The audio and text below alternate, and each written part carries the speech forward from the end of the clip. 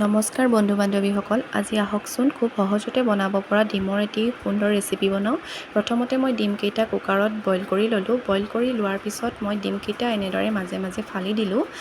তেতিয়া ভাল হয়, ফ্ৰাই কৰোঁতে হালধি আৰু নিমখখিনি ভালদৰে ডিমকেইটাত সোমাই পৰে। এতিয়া মই বিলাহী কাটি ল'লোঁ, পিঁয়াজ কাটি ল'লোঁ, কেইটামান কাজু বাদাম ল'লোঁ। তাৰপিছত মই এখন কেৰাহীত 1 চামুচ বাটাৰ গৰম কৰি ল'লোঁ।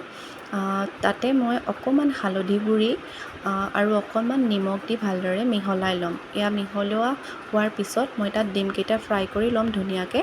ইয়াত দেখিছে নহয়, ডিমকেইটা ধুনীয়াকৈ ফ্ৰাই হৈ গৈছে। এতিয়া মই এখন কাঁহীত ডিমকেইটা নমাই ল'ম। ডিমকেইটা নমাই লোৱাৰ পিছত সেই একেখন কেৰাহীতে মই আৰু 1 চামুচ বাটাৰ দি তাত কাটি থোৱা পিঁয়াজ, 2টা শুকান জলকীয়া, বিলাহী, কাজু বাদামকেইটা অকণমান ফ্ৰাই কৰি ল'ম। সম্পূৰ্ণ ফ্ৰাই নকৰিলেও হ'ব, অকণমান ৰঙচুৱা হোৱালৈকে ফ্ৰাই কৰিলেই হ'ল। এতিয়া মই শেষত অকণমান নিমখ দি সেইখিনি নমাই ল'ম। এতিয়া মই এখন প্লেটত নমাই লৈ ঠাণ্ডা হোৱালৈকে ৰাখিম আৰু ঠাণ্ডা হোৱাৰ পিছত মই মিক্সিত এটা পেষ্ট বনাই ল'ম, ধুনীয়াকৈ পিচি ল'ম। এয়া পিচি ল'লোঁ, দেখিছে নহয় ধুনীয়াকৈ পিচি ল'লোঁ। মিহি নহ'লেও হ'ব।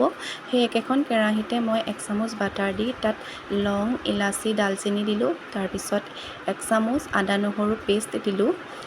তাৰপিছত 1 চামুচ হালধি দিলোঁ, এচামুচ নিমখ দিলোঁ, অকণমান গৰম মছলা দিলোঁ, অকণমান জিৰা গুড়ি দি ভালদৰে মই মিহলাই ল'ম। তাৰপিছত পেষ্টখিনি মই অকণমান ফ্ৰাই কৰি ল'ম। ফ্ৰাই হোৱাৰ পিছত তাত অলপ পানী দিলোঁ।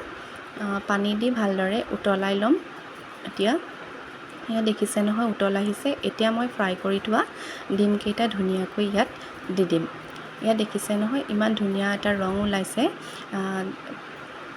এতিয়া মই তাত অকণমান ওপৰতে ক্ৰীম দি দিছোঁ।